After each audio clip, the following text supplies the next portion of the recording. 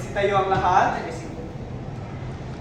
Alan, maaari mo bang pamunahan ang ating panalangin sa hapon na ito? Amen. Magandang hapon sa inyong lahat. At kamusta naman ang inyong araw ngayon? Mabuti naman. Okay, bago tayo magsiupo ang lahat, maaari nyo bang ayusin ang kanay ng inyong mga upuan at itala at player masisima, maaari mo bang itala ang mga lumiban sa araw ng ang klaseng ito at ibigay mo ito mamaya pagkatapos ng ating klase. At bago tayo magsimula sa ating bagong talakayin, tayo ay magbalik-aral muna. Humilda, ano ang ating tinalakay noong isang linggo? Tama, ito ay tungkol sa inflasyon. Ang sabi ni Humilda, ang inflasyon ay ang pagtaas ng presyo sa mga pangunahing pamilihin. At ngayon naman, ay mayroon akong inihandang aktibidad para sa inyo na maaaring magbibigay sa inyo ng idea para sa ating bagong tatalakayin. Kayo ay hahatiin ko sa dalawang grupo. Ito ang unang grupo at ito naman ang pangalawang grupo. Ngayon naman, ang activity ito ay tinatawag na Analyze and Fix Me. So ang ibibigay ko sa inyo ay dalawang larawan na nakagupit at ibubuo nyo ito. So ito dito sa unang grupo at sa pangalawang grupo naman. Bibigyan ko kayo ng 2 minuto para matapos ang aktibidad na yan.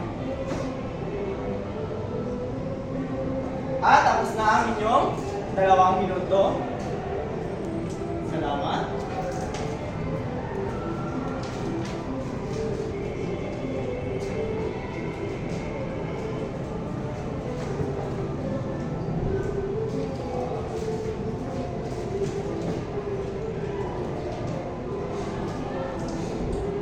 Ngayon naman, sino ang makapagbibigay ng ideya kung ano nga ba ang ating tatalakayin base sa larawan na inyong nakikita? Yes, Jeff. Tama. Ang ating tatalakayin ngayon ay tungkol sa impluwensya ng mga paniniwala at kalagayang Pilipino sa sining, kultura, at kalagayang pagganap ng mga Asyano. So, sa larawan ito, makikita nyo ang isang Buddha na kung saan ito ay pinaniniwalaan ng mga China na nakapaggagamot ng mga may sakit. At ito naman ay isang siling ng China na kung saan isa itong painting sa kanilang lugar. Okay?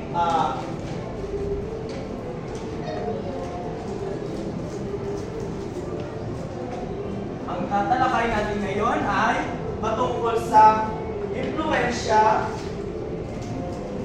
ng mga paniniwala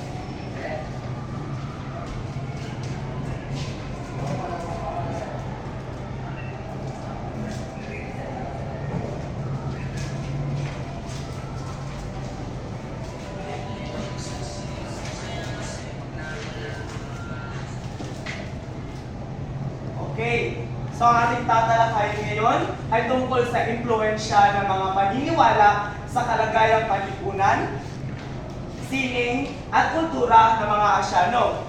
Okay, bago tayo magsimula sa ating tatalakayin, ay gagabayan muna tayo ng ating layunin.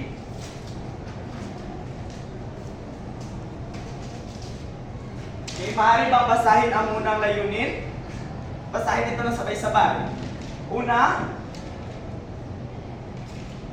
pangalawa,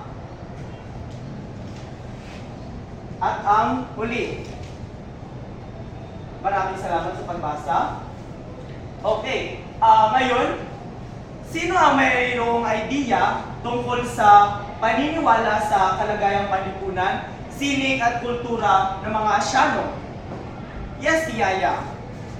Okay, tama. Ang impluwensya ng mga paniniwala sa kalagayang panlipunan, sining at kultura ay ito yung sabi ni Tiyaya, tama. Sabi ni Tiyaya na ang paniniwalang ito ay mayroong iba't ibang paniniwala o kinalakihan ang bawat Pilipino o nandito sa bansang Asya.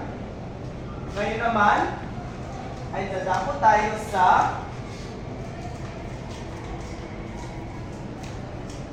una, mayroon tayong tatlong paniniwala sa Asya. Ito ay ang kalagayang panlipunan, sining at kultura.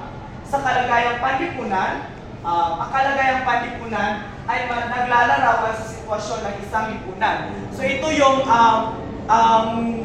kalagayang panlipunan na ito yung mayroong isang komunidad o lipunan. Ito yung nagsasabi na kung ano yung mga nangyayari o nagaganap sa kanilang lugar. Pangalawa naman ay ang sining. Ang sining ng mga Asyano ay karaniwang sumasalamin sa kanilang paniniwala, partikular na sa relihiyon. At mayroon tayong apat na pangkat sa sining sa Asya. Ang una, ang East Asian art. Pangalawa, Southeast Asian art. Pangatlo, Islamic art. At ang panghuli ay Indian art. Okay. Dadako tayo sa unang sining ng Asya. Ito ay ang East Asian art.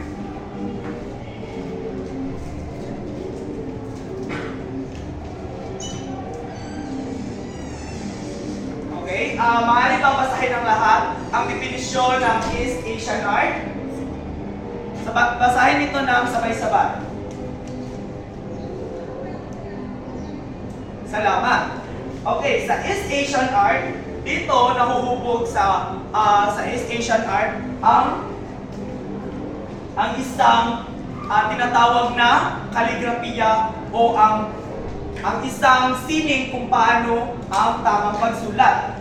Nahuhubog ito mula sa China na kung saan kumalat ito sa karating bansa na tinatawag natin Japan at Korea. So mayroon akong tatlong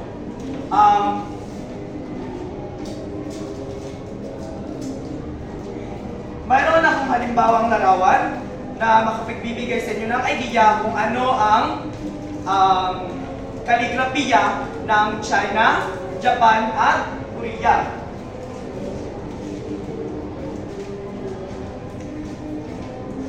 So ito ang kaligrafiya ng China. Ito naman ang Korea at ang bansang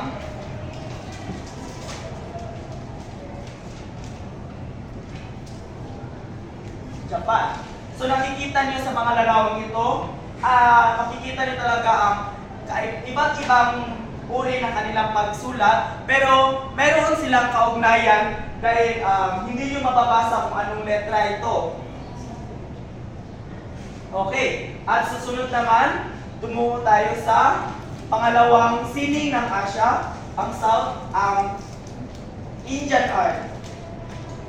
Okay, ang Indian art ay nahuhubog ng hiwalay at malaya mula sa ibang lugar at kumalat sa subkontinente ng India, Pakistan, Bangladesh at Sri Lanka. At mayroon akong larawan dito na makapagbibigay sa inyo ng isang idea kung ano ito ang kultura ng isang sumasayaw na aspara o tinatawag nila itong espiritu. Ang larawang ito ay ito ang kanilang sinasamba sa kanilang lugar.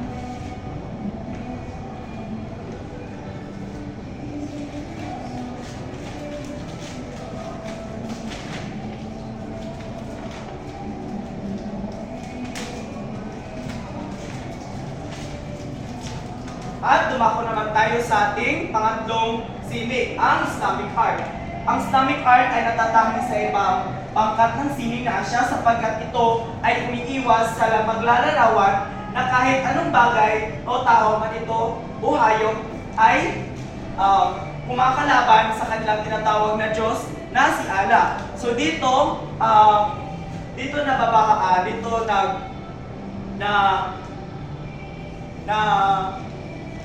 ang tawag dito, dito na lalagay ang tinatawag nating kultura which is ang Muslim.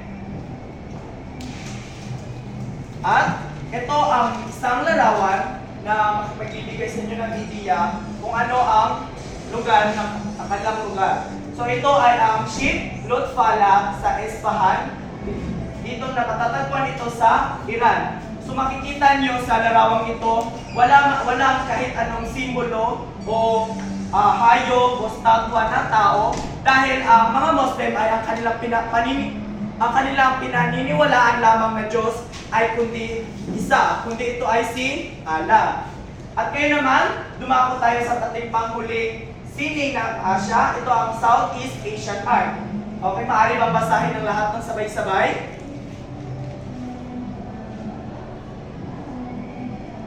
Salamat. Sa Southeast Asian Art, dito naman natatagpuan ang mayroon silang isang Panginoon o isang Diyos na kung saan ito ay isang tao na kanilang niluluhudan o tinatawag itong sinasamba. Ito ay isang tao, hindi kagaya ng Diyos na ating sasamba na kundi na nasa langit. Ang kanila ay buhay na tao na kanilang sinasamba. Okay. Sa Southeast Asian Art, ang panghuling sining ng Asya, naniniwala sila sa isang Diyos na kung saan ito ay buhay, isang tao, na kung saan ito ay kanilang sinasamba o binibigyan nila ito ng isang alay. Okay? Dito nagtatapos ang ating diskusyon. Mayroon bang katanungan ng lahat, klarifikasyon, o mga hindi naintindihan sa ating i-discuss sa hapong ito? Okay, wala na. At kaya naman ay dadako tayo sa ating pangkatang gawain.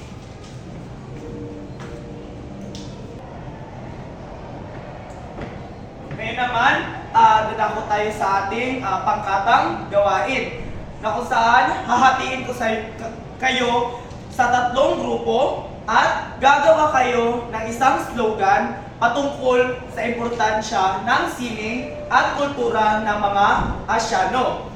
At bibigyan ko kayo lamang ng 10 minuto sa paggawa. At pagkatapos nito ay mayroon kayong 3 minuto para sa aktual na presentasyon. Okay, maaari nang simulan ang paggawa ng inyong slogan.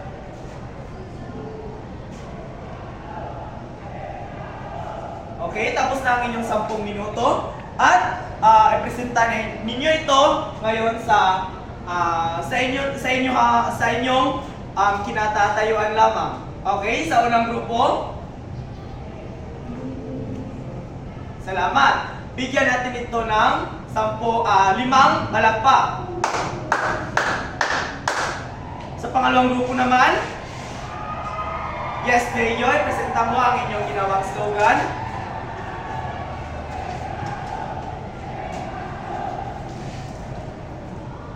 Salamat. Bigyan naman ito ng 4 na palakpak. At ang panghuling grupo naman, Albero, yes, ikaw magpresenta sa inyong grupo. Mahusay, napakagaling na inyong ginawa. Bigyan ito ng 5 palakpak at 5 tadyak. At ngayon naman, ibigay niyo ito sa harapan ang inyong mga ginawang aktibidad.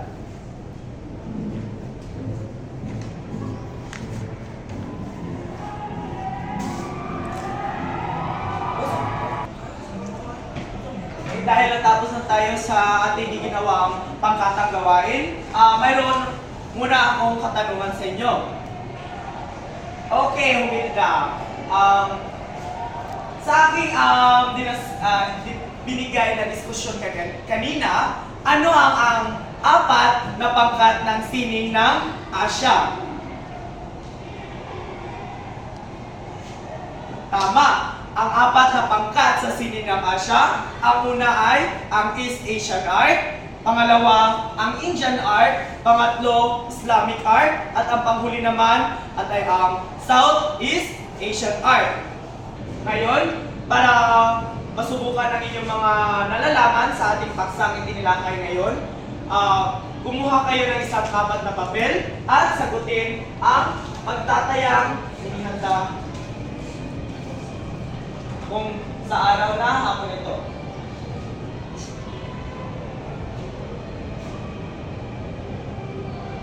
Tapos na ba ang lahat?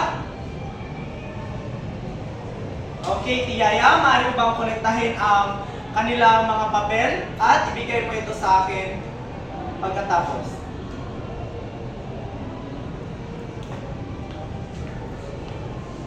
Okay, salamat. Ngayon naman, bago natin tapusin ang ating araw na ito, ay mayroon akong inihandang takdang aralin.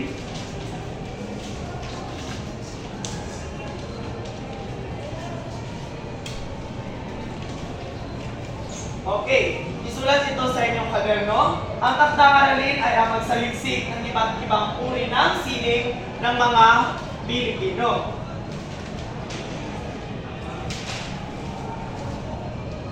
Okay, may katanungan pa ba ang lahat? Ayan, wala na. Okay, maaari mapasit tayo ang lahat. Paalam na sa inyo.